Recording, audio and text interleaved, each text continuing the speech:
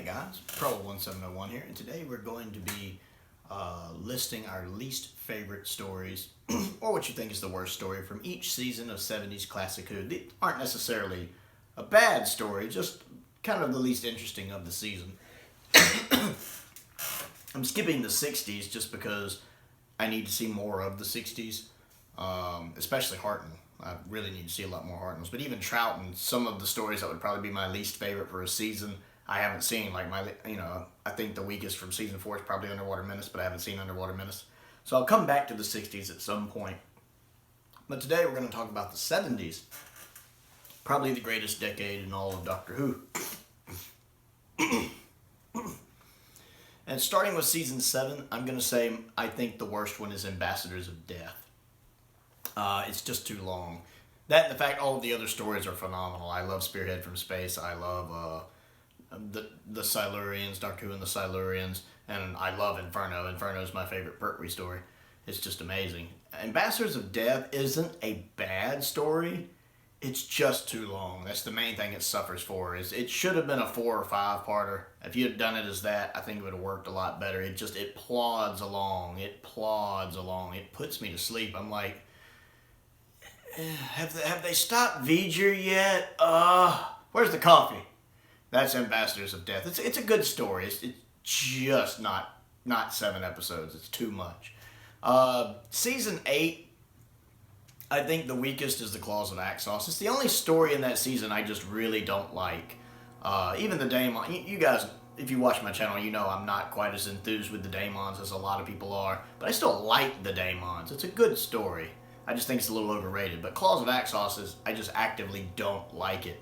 Now, I only watched it the one time when the box set came out. Maybe it deserves a rewatch.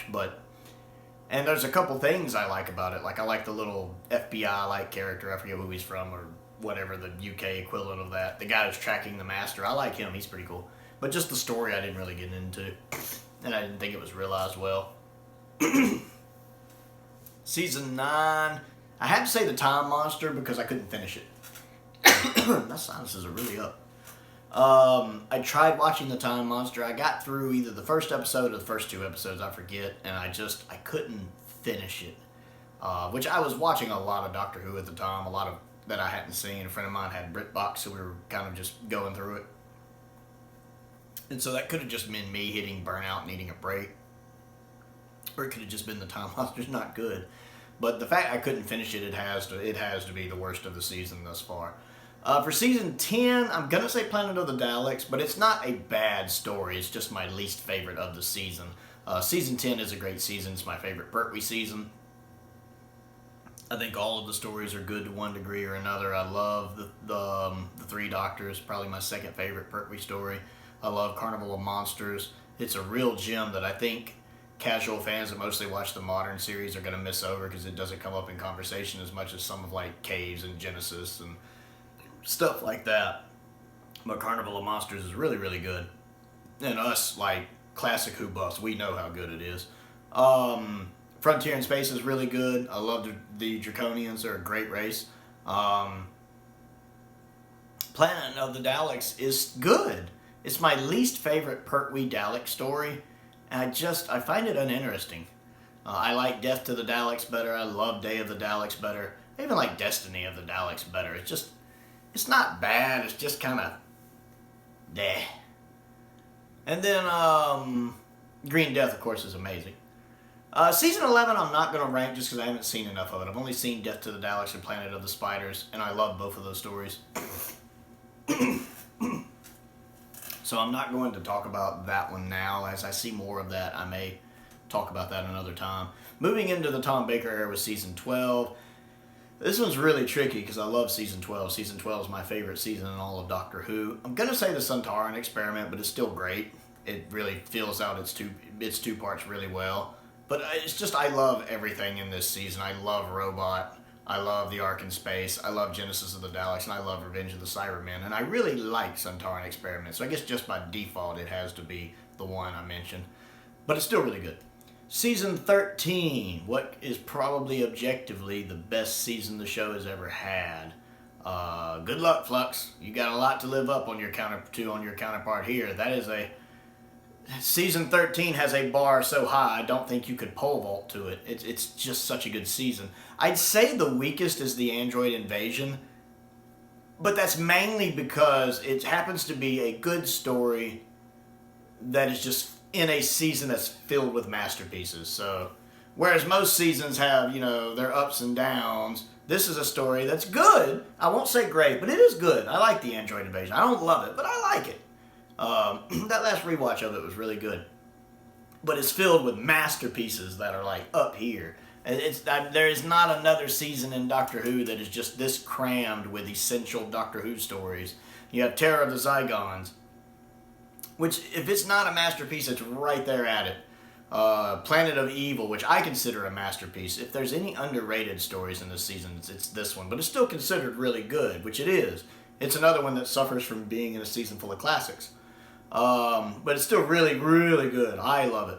Then, of course, Android Invasion. Then you have The Brain of Morbius. Classic. Great take on Frankenstein. Seeds of Doom. One of the best season finales the show has ever had. Seeds of Doom is essential Doctor Who. And then Pyramids of Mars, which is just one of the greatest. If I did a list of top 25 stories, Pyramids of Mars is on it. Pyramids of Mars is on it. Because Pyramids of Mars is just great. I love it. It is a masterpiece. So that's really the only thing hurting Android Invasion. It is in the hardest season in Doctor Who to compete in. Season 14, it would either have to be Mask or Hand of Fear. I think Mask of Mandragora would probably be most people's answers, and I'd probably agree because the ending is a little quick and a little convenient, but I still like it. Hand of Fear deserves a mention just because episode 4 does kind of trail off a bit. The first 3 episodes are really good. Episode 4 kind of tails off a little, especially since the male Adred is very obviously Stephen Thorne. His voice is just so recognizable. He also did Omega in The Three Doctors, and he also played the main demon in the Daemons. And his voice is great. It's a great booming voice, but it's so easy to recognize it that when I hear it, I just always think of Omega, so it kind of takes me out of the other stories. But I would probably say Hand of Fear is a little better than Mask. Just a little. Season 15, The Invasion of Time. It's got to be The Invasion of Time. And two main reasons. One, Leela's exit is very badly handled and makes no sense. Does not fit her character at all. So it should be on there for that reason alone. And then the other main reason is it's obvious the budget is gone here. It's one of those, when you go back and watch it, you can tell they had no money. The effect of the original Invaders with the just little tinsel look is awful. And when they're walking around the TARDIS interior scenes is just cringeworthy. This could have been a good story if they had still had some money left, but as it is, it's hard to get through for me. Plus, that Castellan in it is very annoying. I know he's supposed to be a Weasley character, but he's very annoying. I much prefer the Castellan from Deadly Assassin. I like him. Season 16, Power Crawl. You guys already know if you watch my channel, it's Power Crawl. Power Crawl is I think the worst Tom Baker episode and one of the worst episodes Doctor Who's ever made. Which is a shame because it's a Bob Holmes script. It's not Bob Holmes' fault. It's just the execution of it is so atrociously done. Though, to be fair, trying to do a story like that in Classic Who probably wasn't a good idea anyway. That's a story they should have been like, this isn't going to work. Let's not do this. So I don't blame Bob for that at all. And then season 17... I haven't seen all of season 17. I haven't seen Creature or Nightmare. But for now, I'm going to say Horns of Nimon. Horns of Nimon is objectively pretty bad. It's super campy silly. There's some crazy overacting going on with that Saldeed character, which everybody tells me that guy's a great actor. It's just the way he's playing that character is so over the top. It's one of those, though, it's so bad that it's still enjoyable to watch. It's kind of like one of those old campy horror movies where it's so camp that it actually makes it enjoyable even though it's terrible. This is kind of like that. Horns of Nimon is watchable for me. I've watched it at least 3 times. And I enjoy it, but it's mostly because the camp is just so bad. So that is the end of ranking the 70s. Let me know what you think of my list and let me know what your list would be. We'll be back to do the 80s soon. Other things to do, click the like button, click the subscribe button. Trying to grow the channel to 1,000 subscribers. We crossed 500 recently, so it's really nice watching the channel grow. So help me out with that if you like what I do. I also have a Patreon if you would like to support me on that with my endeavors. Help me import all of this stuff. I live in the States, so it gets a little tricky trying to get this stuff in sometimes. If you would like to support me on that, there's a link to that in the description below. If there's any tiers that interest you. Most importantly, though, thank you for watching.